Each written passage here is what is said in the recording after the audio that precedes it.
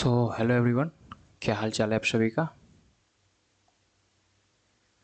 I hope you all are doing well. तो आप लोगों ने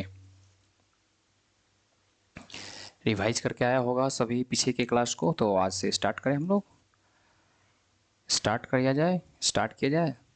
तो हम लोगों ने जो पिछले कुछ वीडियोस में जो भी हम लोगों ने थ्योरी पढ़ा है उस पर बेस्ड क्वेश्चंस करेंगे। आज हम लोग उस पर बेस्ड क्वेश्चंस करेंगे। ओके, तो स्टार्ट करें। तो फर्स्ट क्वेश्चन है आपके सामने। द फर्स्ट क्वेश्चन आपके सामने कहा गया है कि 6 8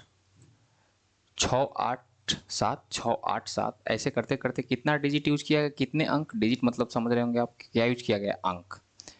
तो 6 8 7, 6 8 7, 6 8 7, 6 8 7 कितना डिजिट यूज किया गया है? 121 डिजिट, 121 अंक यूज किया गया है, 121 अंक। और डिवाइड कितना से करना है? 13 से। तो आप जानते हैं अगर 13 से डिवाइड करते हैं, अगर 13 से डिवाइड करना है तो आपको रूल रिवाइज करवा दूं कि अगर कोई संख्या ए बी सी लिखा हुआ है तो इसका मतलब हुआ है 1001 गुने ए बी सी। और 1001 क्या होता है? 7 गुने 11 गुने 13 गुने ए बी सी। और अगर इसमें 13 से भाग देंगे तो पूरा पूरा भाग तो लग ही जाएगा। यानी कि कोई भी संख्या अगर 3 बार, कोई भी 3 डिजिट दो बार लगातार यूज हुआ हो, दो बार लगातार उसको अगर रिपीट किया गया तो 13 से पूरा पूरा भाग लगेगा। तो आप कहेंगे कि यहां से क्या करते हैं हम लोग कि छः पेयर बनाते हैं, हम लोग छः पेयर बनाते हैं कि नहीं, छः पेयर बनाते हैं। तो 6 डिजिट यहाँ यूज हुआ है, 6 डिजिट यहाँ यूज हुआ है, फिर आगे 6 डिजिट यूज होगा। और कितना अंक है? 120 अंक। तो आप कहेंगे 6 डिजिट 6 डिजिट 6 डिजिट 6 डिजिट। तो 121 में से 120 बार जो होगा 20 गुने 6, तो 20 पेयर तो ऐसे बन जाएंगे। ऐसे कितना पेयर बनेंगे? 20 पेयर। तो 20 पेयर बनेंगे 6 डिजिट के। तो लास्ट में क्या एक अंक बनेगा? एक अंक बचेगा और वह कौन होगा? 6। और इसमें कितना से भाग देना है? 13 से। तो यहाँ से सफल जीरो, यहाँ जीरो, यहाँ जीरो, यहाँ जीरो, यहाँ जीरो, यानी यहाँ जीरो है, यहाँ जीरो, यहाँ जीरो। तो भाग कितना देना होगा? 6 में भाग देना होगा 13 से। तो रिमाइंडर कितना होगा हमारे पास? 6। आई होप समझ गए होंगे आप। समझे? तो नेक्स्ट क्वेश्चन देखिए। नेक्स्ट क्वेश्चन में है, नेक्स्ट क्वेश्चन कह रहा है कि two two P P P P ऐसे डॉट डॉट डॉट डॉट करते करते पी है। और कितना डिजिट है? 99 अंक यूज किया गया है। क्या अंक यूज किया गया है? 99 अंक, 99 डिजिट यूज किया गया है, 99 डिजिट यूज किया गया है। तो आपसे पूछा, वो कहा गया है कि यह 99 डिजिट है और पूर्णतः विभाज्य है। किससे पूर्णतः विभाज्य है? 11 से। 11 से इसमें भाग लग रहा है और कह रहा है कि इसमें 99 डिजिट यूज किया गया है। और थोड़ा सा क्वेश्चन लिखने में गलत हो गया है। 99 डिजिट है, पूर्णतः 11 से विभाज्य है। अगर यह पूर्णतः 11 से विभाज्य है, पूर्णतः यह 11 से विभाज्य है, तो 11 के नियम क्या कहता है? इधर देखिए थोड़ा सा। अगर हम कहें कि 2 5 3 0, क्या यह 11 से डिविजिबल है? तो हम कैसे कहते हैं 11 से डिविजिबल है कि नहीं?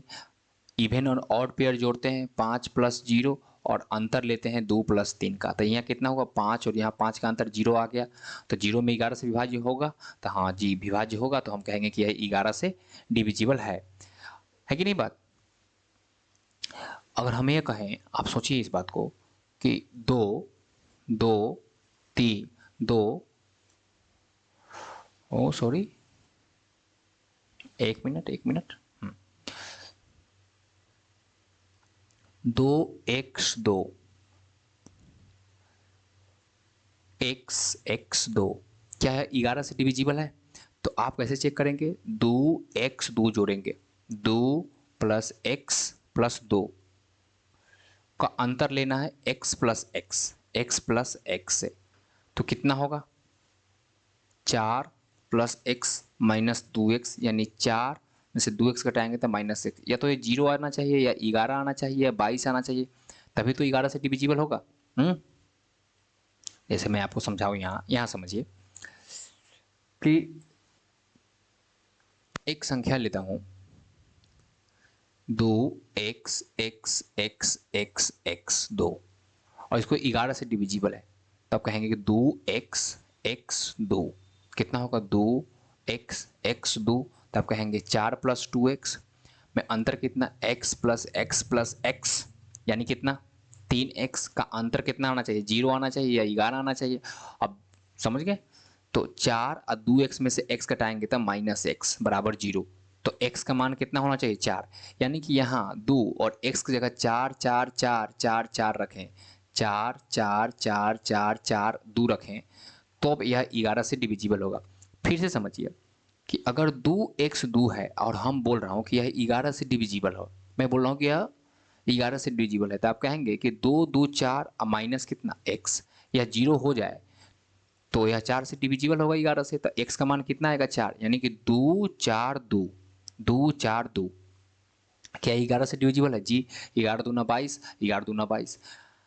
फिर से मैं बोल रहा हूँ कि एक संख्या 2 है x x x, अंदर क्या ले रहा हूँ मैं ऑड ले रहा हूँ, इसको ध्यान से समझना इस सवाल को, तो 2x 2 तो 4 + x होगा, अंदर कितना होगा 2x, कितना आ जाना चाहिए मान लेते हैं 0, तो 4 - x बराबर 0, तो 4 किसका मान होगा x का, यानी x की जगह 4 रखिए 2 4 4 4 2, और यह 11 से डिविजिबल है, तब कहेंगे कि 2 4 2 यानी कि 4 2 2 4 प्लस कितना हो जाएगा यह 4, अंतर कितना 4 4 8 का अंतर, तो 4 4 8 में से घटाएंगे तो हमारा 0 आ जाएगा।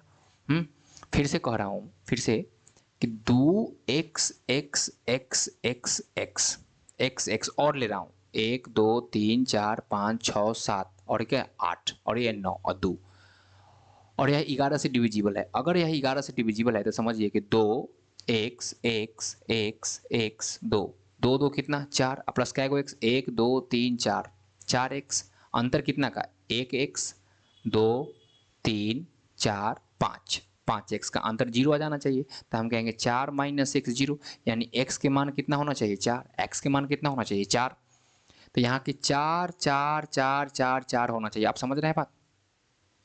तो जब भी ऐसा सवाल आए कि 2 है और बीच में बहुत सारा x दे दिया जाए, बहुत सारा x दे दिया जाए, तो उसे अभी x को आप क्या x मान लीजिए, एक को x मान लीजिए बराबर 2। क्यों ऐसे कह रहे हैं, क्योंकि अगर यह 8, क्योंकि यहाँ 9x दिया गया है, तो 9x में से एक 4x इधर रहेगा, एक 5x इधर रहेगा, जिसमें से एक x हो जाएगा, तो आप डायरेक्ट कर लेंगे क्या 2 2 4 -x बराबर 0, तो x का मान कितना आएगा 4। समझ पा रहे हैं यहाँ तक। तो पिछले वाला सवाल में आते हैं। पिछले वाला सवाल में देखिए यहाँ कहा गया है, अब ये देखिए यहाँ कहा गया है कि 2 P P P P dot dot dot P 2 कितना डिजिट है 99 डिजिट है, तो यानी कि एक इसको छोड़ देंगे तो 97 डिजिट होगा, इसमें कितना डिजिट होगा 97 डिजिट होगा, 97 डिजिट। तो इस सभी को आपको एक मान लेना है, 2 और बीच में क्या मान लीजिए पी, और अगर ये 11 से डिविजिबल है तब कहेंगे 2 2 4 माइनस पी, यह कितना होगा 0, यानी पी की जगह कितना होना चाहिए 4, तो 4 4 होते जाएगा। ओके, अगर कहें कि 3 रहता 3 P P P P 99 digit, तो आप क्या करते 3 पी 3 मान लेते, आप कहते 3 3 6 और माइनस पी बराबर 0, तो पी के मान कितना आ जाता 6। चलिए नेक्स्ट क्वेश्चन,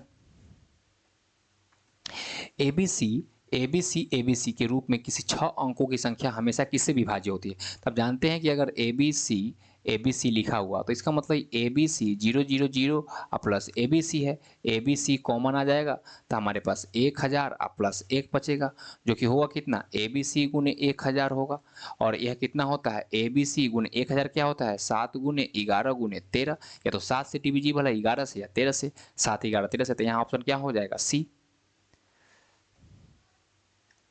एक संख्या है, देखिए यहाँ यह थोड़ा सा बड़ा क्वेश्चन है, 3 1 1 311 311 311 311 311 311 यहाँ तक है, 311 311 यहाँ तक है, फिर है 311 311 यहाँ तक, और फिर है 311।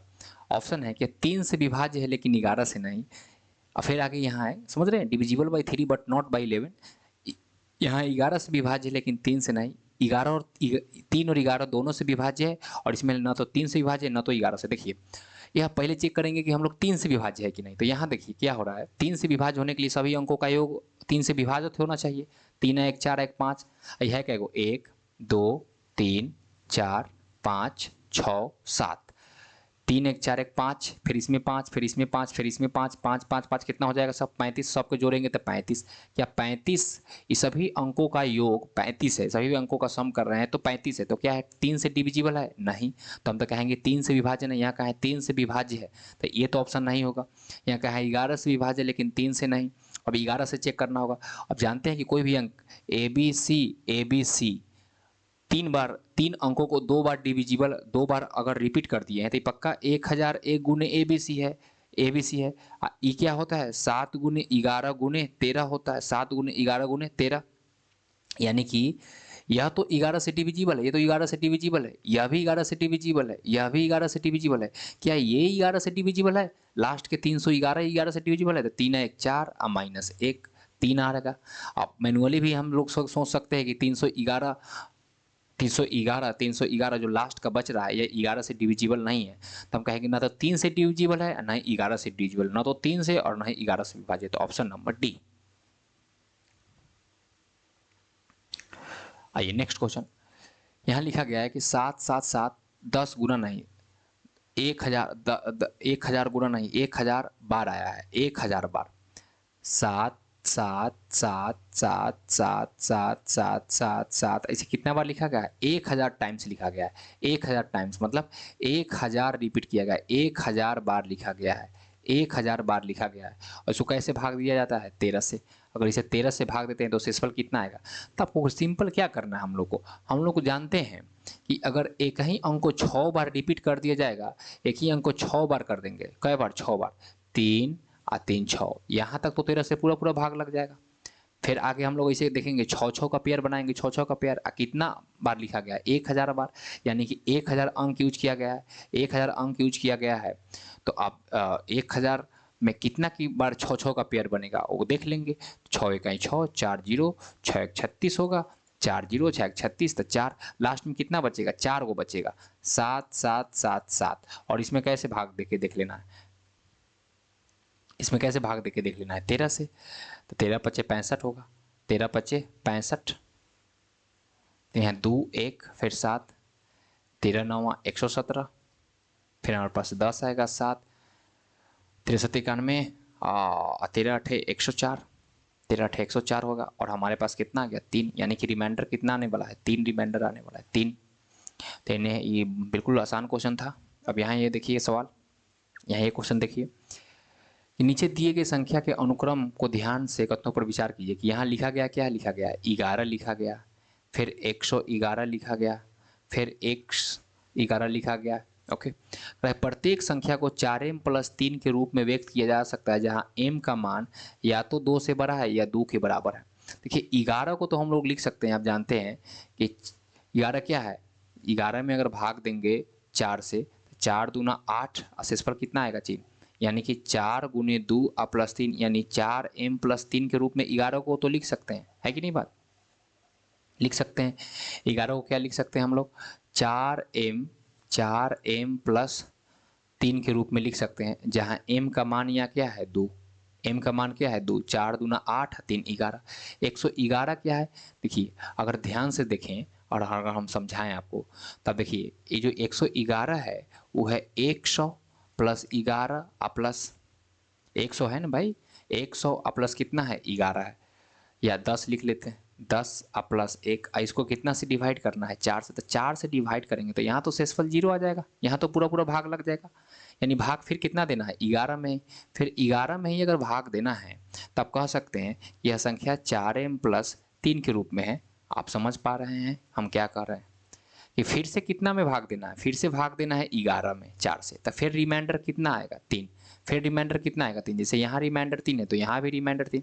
और हम कहें 1 1 1 1 में अगर 4 से डिवाइड करना है तो आप इसको लिख सकते हैं 1000 + 100 + 10 प्लस 1।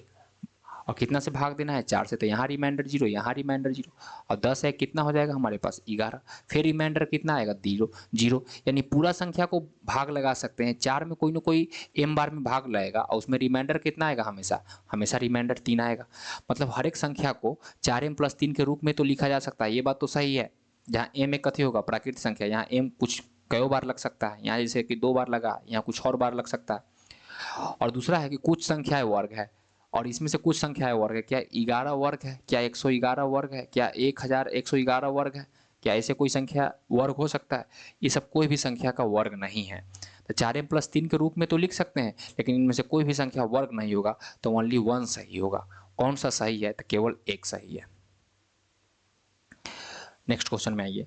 3 अंकों की संख्या को दोहराने से 6 अंकों की संख्या बनती है। उदाहरण के लिए जैसे कि 256, 256, 678, 678। इसी रूप में कोई भी संख्या हमेशा पूर्णतः किससे विभाजित होगी? देखिए अगर 678 678 है तो आप तो समझ ही गए होंगे कि 678 गुने 1000 है। क्यों? क्योंकि 1001 है। ओके, क्योंकि ये 678 पर 3 जीरो प्लस 678 है। 678 क्या ले लीजिए आप कॉमन, तो कितना बचेगा? 1000 प्लस 1, यानी ये हो जाएगा 678 गुने 1001। और 678 1001 को क्या लिख सकते हैं? 7 गुने 11 गुने 13, यानी 7 से 11 से और 13 से डिविजिबल होगा। 7 से 11 से 13 से और 1001 से तो डिविजिबल होगा ही होगा। तो हम कहेंगे all of these, all of these, all of these answer होगा। ओके, नेक्स्ट कहा गया है कि ए और बी धनात्मक पूर्णांक है। ओके, ए और बी क्या है? धनात्मक पूर्णांक है। 1 मिनट कि ए और बी धनात्मक पूर्णांक है। ए और बी क्या है? धनात्मक पूर्णांक है। कहा ए और बी प्लस ए बी 65 है। यहाँ कहा A plus B plus A B, ये दोनों का योग कितना है? 65 है। और साथ ही साथ कहा गया है कि ए और बी के बीच का अंतर पूछा गया है और दिया गया है कि ए और बी जो है कि 15 से तो कम है ना, तो 15 के ज़्यादा से बराबर हो सकता है। ए और बी दोनों 15 से कम है। देखिए अगर ए और बी 15 से कम है तो हम कह सकते हैं ए कहाँ से चालू होगा? 0 1 2 3 4 5 6 7, ऐसे करते करते ए कहाँ, ए तक का मान कहाँ तक हो सकता है? 15 तक हो सकता है। मान लेते हैं कि ए का मान 0 है। यहाँ कहा गया है कि A plus B plus A B बराबर कितना है? 65। ए का मान अगर 0 माने तो ए का मान यहाँ 0 हो जाएगा और ए भी 0 हो जाएगा और बी का मान कितना आ जाएगा? 65। लेकिन बी का मान तो कहा है कि 15 से कम है, तो ए का मान 0 नहीं हो सकता है। ओके, हो सकता है क्या? 0 नहीं हो सकता है। अब अगर हम ऐसे सोचे A plus B plus A B बराबर 65 दिया गया है, ए का मान तो 0 नहीं हो सकता। ए का मान 1 हो सकता है। अगर 1 रखेंगे तो प्लस बी, यहाँ 1 रखेंगे तो बी आ जाएगा अब बराबर 65। तो यहाँ होगा 2b बराबर 64 और बी का मान कितना हो जाएगा? 32। तो अब बी का मान तो होना चाहिए ए और बी 15 से कम, यानी ये भी पॉसिबल नहीं है। यानी ए का मान हम 1 भी नहीं रख सकते, ए का मान हम 1 भी नहीं रख सकते, तो 2 रख सकते हैं क्या? क्या 2 रख सकते हैं? 2 चेक करते हैं। 2 प्लस बी प्लस 2b बराबर 65। तो यहाँ कितना हो जाएगा? 3b बराबर 63 और 3 से काटेंगे तो 21 हो जाएगा। तो बी के मान 21 आ गया और कहा है बी का मान 15 से कम होना चाहिए। मतलब ये भी पॉसिबल नहीं है, ये भी पॉसिबल नहीं है। तो पॉसिबल होगा कौन भाई? 4 रख 3 रख के देखिए। 3 प्लस बी प्लस 3, ए का मान 3 रख रहे हैं तो बी, तो ये 65 हो जाएगा। तो ये हो जाएगा 4b बराबर 62 और बी से तो पूरा पूरा कटेगा ही नहीं। और बी ये कहा है कि धनात्मक पूर्णांक है, तो ये भी पॉसिबल नहीं है, ये भी पॉसिबल नहीं है। तो 5 रखते हैं।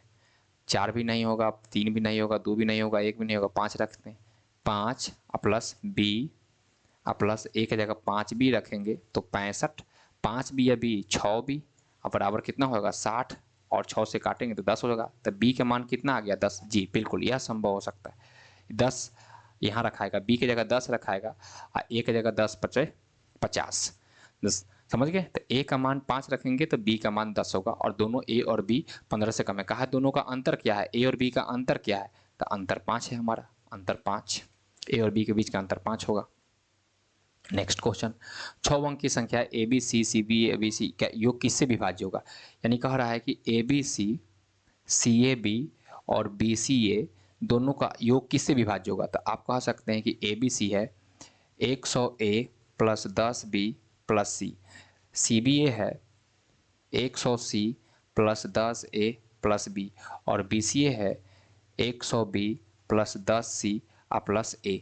सबको जोड़िएगा, सबको जोड़ेंगे तो बोलिए कितना होगा?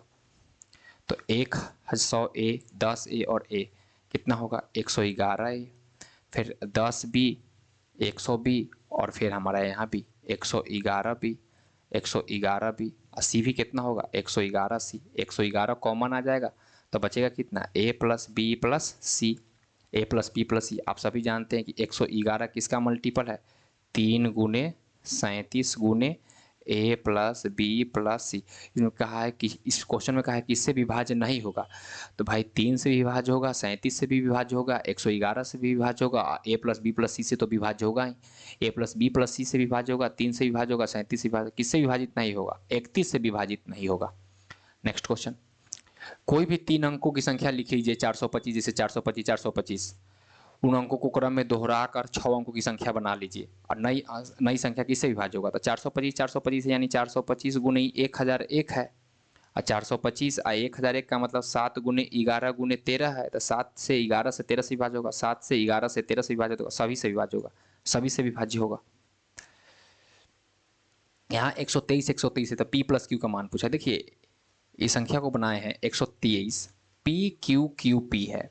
आप 123 है तो मतलब समझ रहे हैं आप कि 123 है तो डबल ट्रिपल जीरो प्लस 123 लिख सकते हैं, समझ पा रहे हैं आप।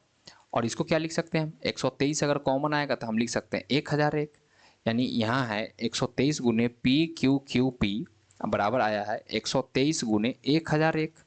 123 कट गया, यानी जो पी क्यू क्यू पी है वो है 1001, यानी क्यू के मान कितना है, क्यू के मान 0 है, पी के मान कितना है 1, पी के मान कितना है 1। पूछा है पी प्लस क्यू, तो पी प्लस क्यू, पी के मान कंपेयर कीजिए, तुलना कीजिए तो पता चलेगा 1 प्लस 0 कितना मान होगा 1।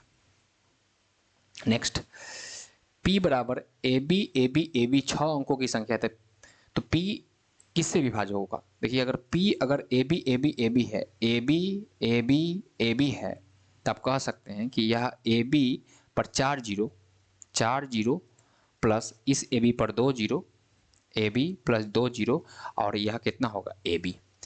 पिछला क्लास देख कर ही देखना है, तो कुछ समझ में आएगा नहीं। तो ए बी अगर कॉमन लेंगे तो ये हो जाएगा 10,000 प्लस ही हो जाएगा 100 और प्लस ही होगा 1।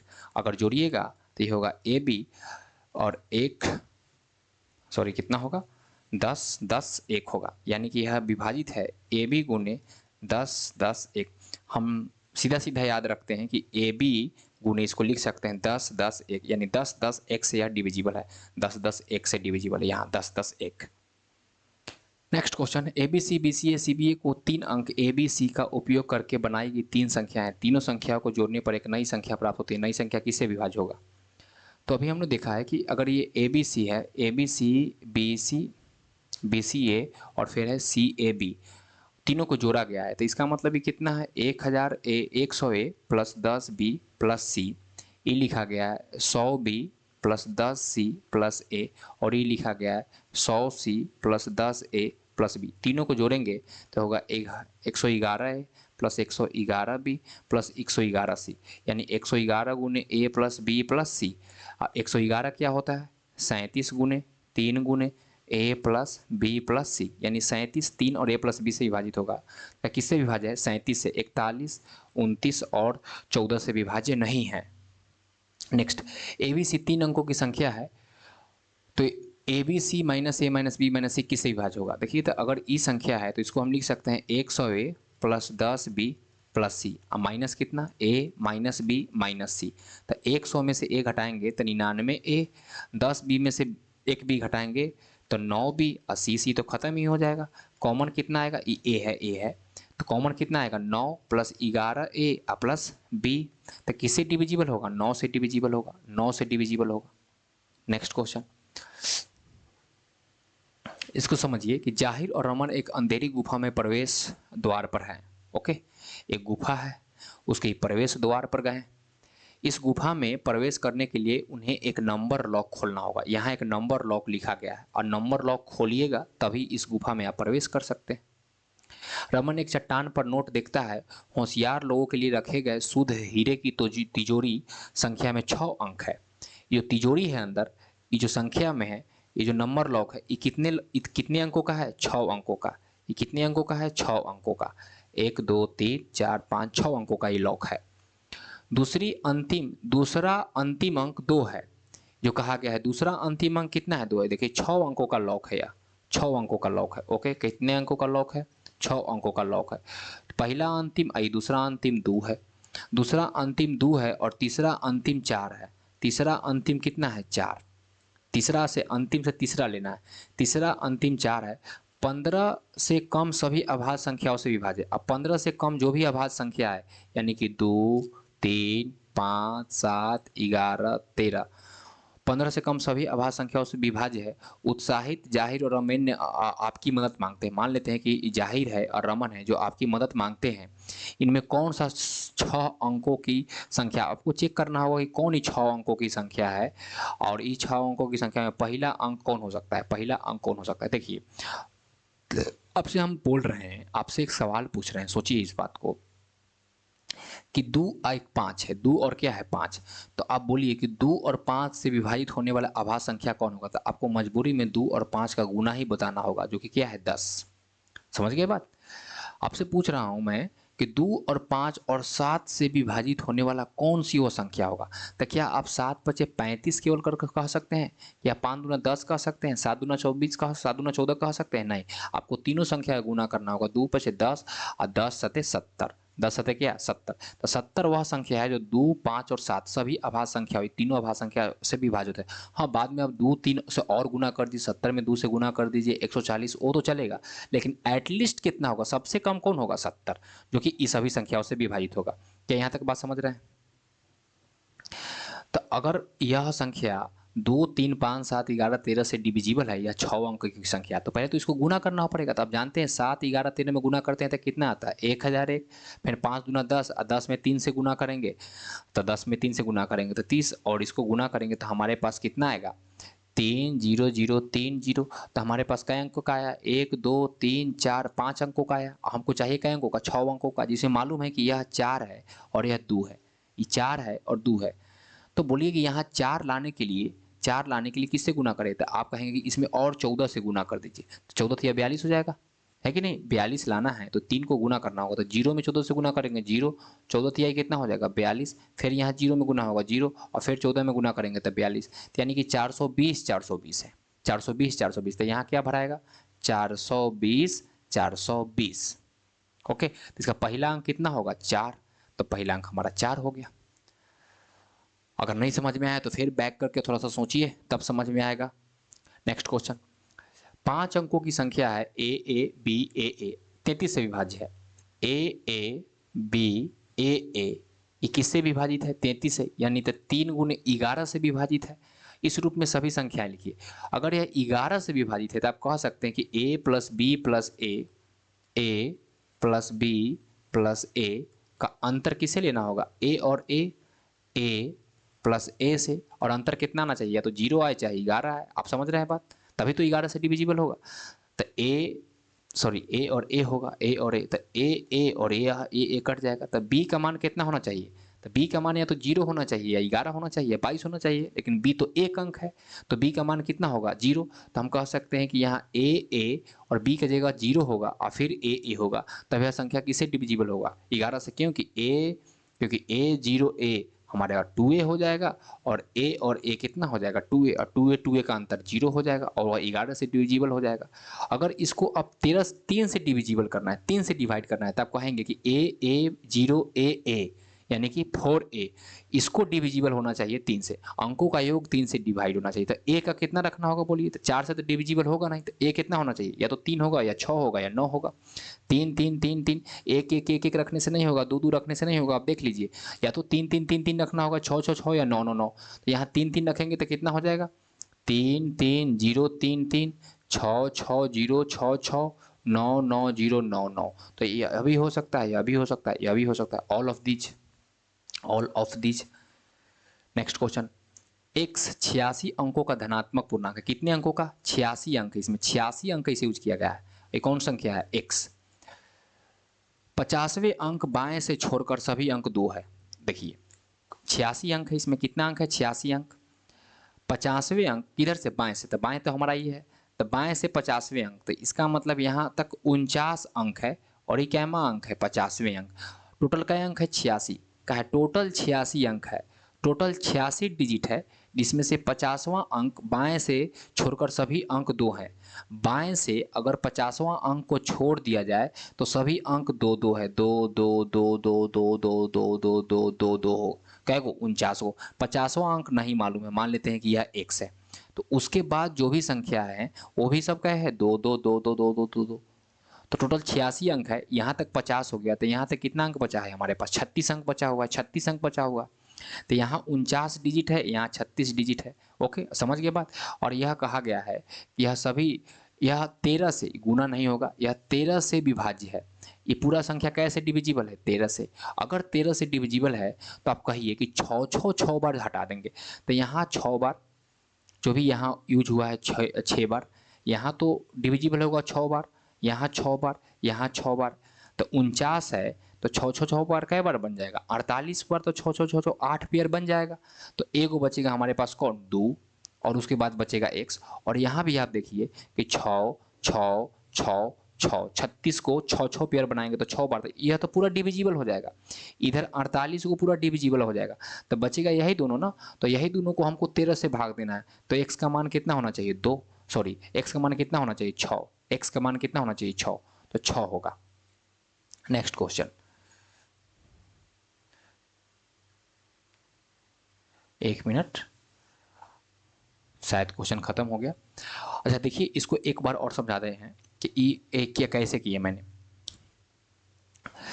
देखिए, मान लेते हैं कि कोई संख्या है 13, कोई संख्या है जो है 2 6 7 2 6 7 2 6 7 2 6 7।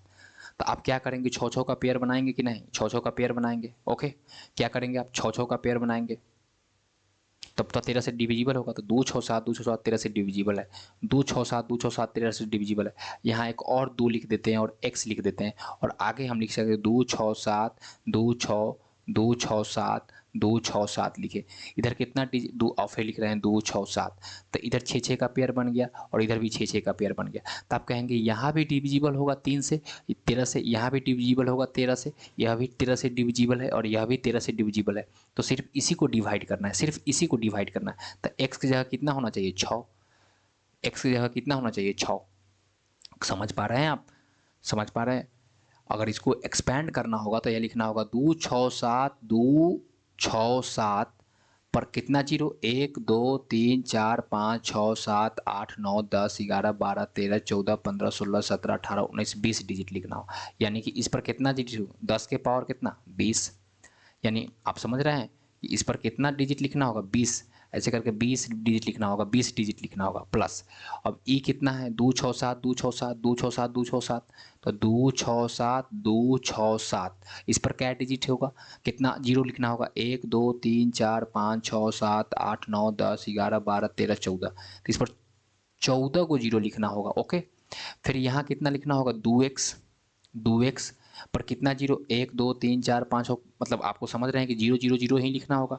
फिर ई कितना है, 2 6 7 2 6 7 2 6 7, और इस पर क्या है, 0 6 6 0 लिखना होगा।